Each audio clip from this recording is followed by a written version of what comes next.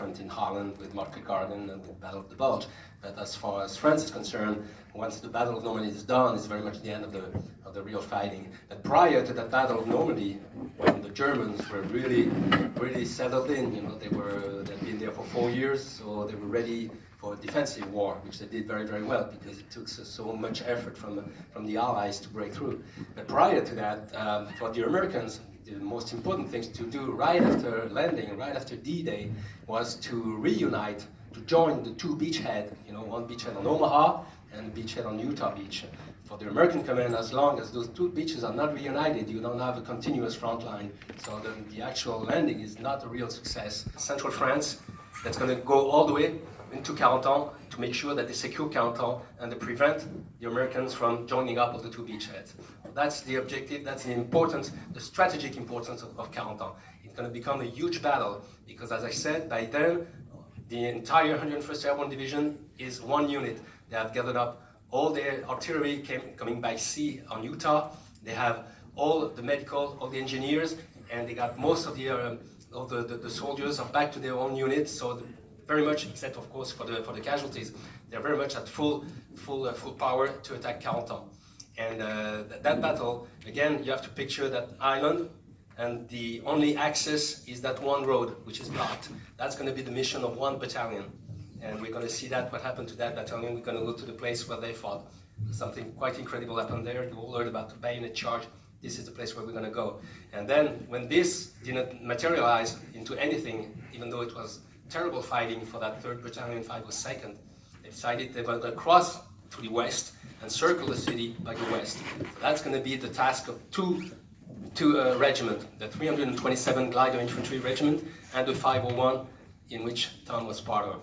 And these two regiments are going to have to circle the town through the east and attack around the south, and that's another part of the battle. And finally, the Germans, out of ammunition, are going to leave town on the night of June 12th and evacuate the city. And it's the Glidermen who are going to be coming down the canal that we have, and they're really going to liberate the city, joining up with the forces that went east and the other that went from west. Quite a complicated story, but we're going to go to the main places of that, and I'll be explaining more into detail about what the specific unit did on one specific spot. So once you're finished with your coffee, wherever, we're going to hop on the buses, and you're going to follow the convoy, and we're off to the battlefield, guys. Thank you. Because the Germans coming up from Carentan, they were blocking the road, meaning that after the skirmishes here, they had to fight a real battle to try to make it to Saint-Côme. They only made it on the 8th with the help of the guys from the 401st and guys from the 506.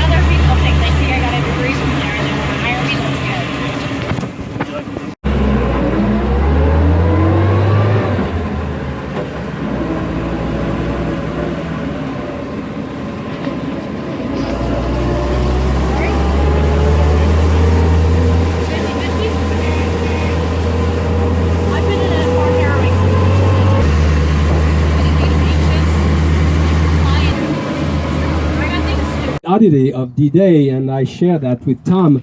22, there's water all over the place. The locks are blocked. The Germans have blocked the locks. There's nothing you can do about it. Whether you take it or leave it, you're not going to change the situation. Anyway, they send a full battalion, that's Tom's battalion, over something like 700 men, whose main objective is to take and hold the locks. So on D-Day, as you know, scattered drops, blah, blah, blah. The commanding officer of the 501st, Colonel Johnson, he gathered about 60, then 150 guys coming down mainly from this direction, Saint-Côme-du-Mont, Le Bel-Hainaut. This is where they were dropped, and they make their way to the locks.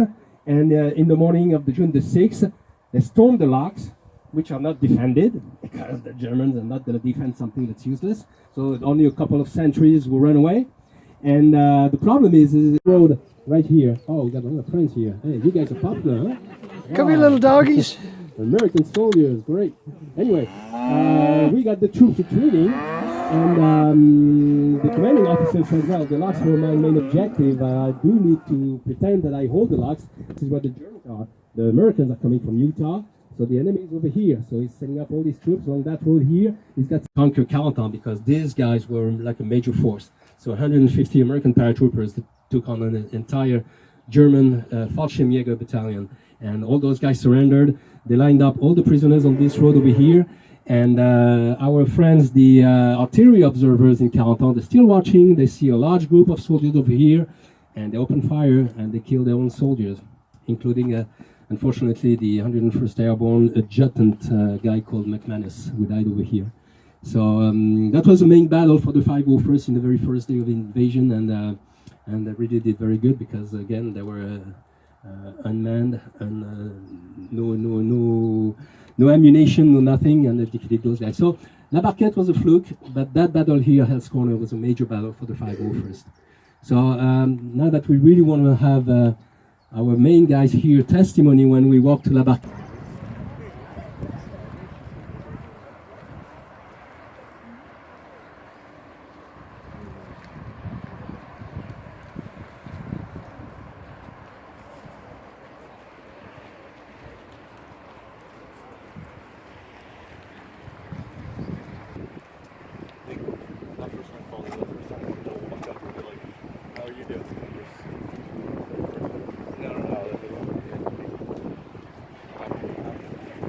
His ass kicked on the English Channel, he decided to build a canal across the peninsula, starting from Carentan all the way to Brittany.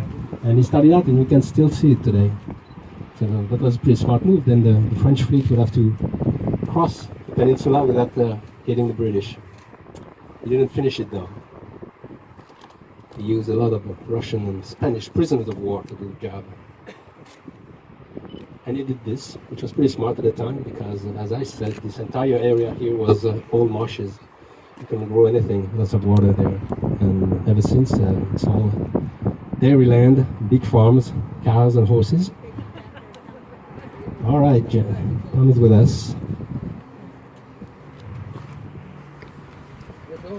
Barquette Locks, and just a quarter mile from Hill's Corner.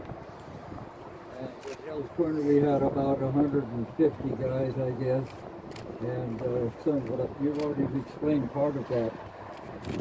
We had a Navy lieutenant who jumped with us, and Colonel Johnson asked for artillery from the USS Quincy. And so the lieutenant made communication with the artillery officer, and they did the baseball questioning, and then three artillery shells were fired. It whistled right over my head. I could hear them, and then ducked down. Carentan, there was a German battalion of 6th. We call them the Green Devils, and they had more or less myopic view of what was going on down here. They could see Germans milling and Americans milling. They didn't know what was going on. And finally it straightened out, and we got some artillery shells from the Germans from Carentan and the Quincy, and they had a little bit of a battle, not much, but they were aware of each other. And the first round from the Quincy went over my head. It was long, and the second round adjusted. It was short. The third round was right on target, but we were quite concerned about Father Sampson and the wounded were in the St. Marie-du-Mont area. Then when we got to Hell's Corner, we just walked through it. I took 3 or 4 guys with me over here to the lock, crossed it, and faced the house right here. I decided we're not going in the house because they may set it on fire. We knew where the Germans were coming from. M13 was there. They were coming down M13. They were coming from Carentan. They were coming from Causeway 4. So we were still surrounded, but much greater depths. So we decided to set up a quick defense, and right next to the farmhouse, and generally to the right, was a garden and apple trees. I pounded in about 6 stakes between the Barquette Lock, the house, and 2 tributaries that were moving towards the English Channel and were parallel to the Douve River. Down low enough where probably you wouldn't be able to, wouldn't be aware of them if they did exist. Pounded in 6 stakes and strung wire from one stake to the next, and then tin-canned rocks and bolts and nuts and strung them from the wires. And we dug in about 30 feet apart from the end of the orchard toward 13. So there was quite a bit of space between the tributaries and the lock of the house.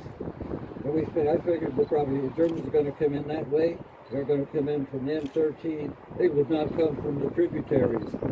So we're going to remain silent all night long. Absolutely no talking. We stretched a parachute cord on our wrist, and if anyone detected anything, any movement, any noise whatsoever, any jangling of rocks, then we just fill the air with ammunition. And 2 o'clock in the morning. Oh, you can hear us in the back there? Is it better that way? Maybe it's the way I hold the microphone. Sorry, Tom. Go on. But just to precision, what Tom is talking about took place exactly to the right of that one house over there. Everything he's describing is in that field to the right of the house. That house was there back in 1944. That's the house he didn't want to come in. That's the owner's, the lot keeper's house right there. At 2 o'clock in the morning, we heard some noise. Last remaining guy who was there, it's absolutely awesome. Thank you, Tom. Thank you very much.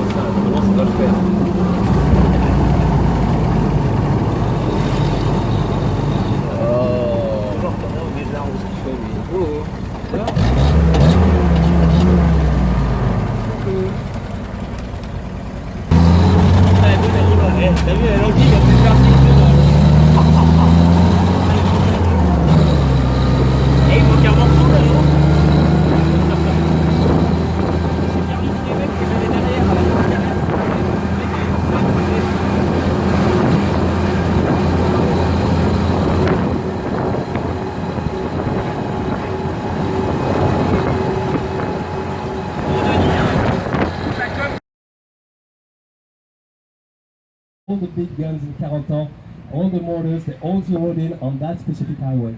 It's going to take 1 day and 1 full night for the battalion to try to make it from that. You remember, you've seen that Dead Man's Corner over there? You see the museum? From there to here. It's going to take them 24 hours.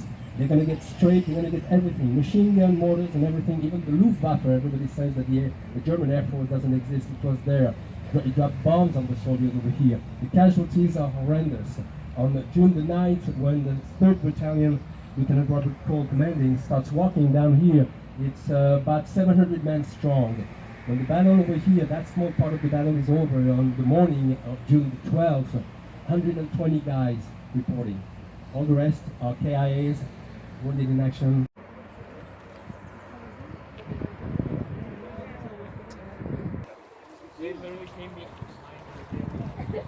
What'd you say, Stinky?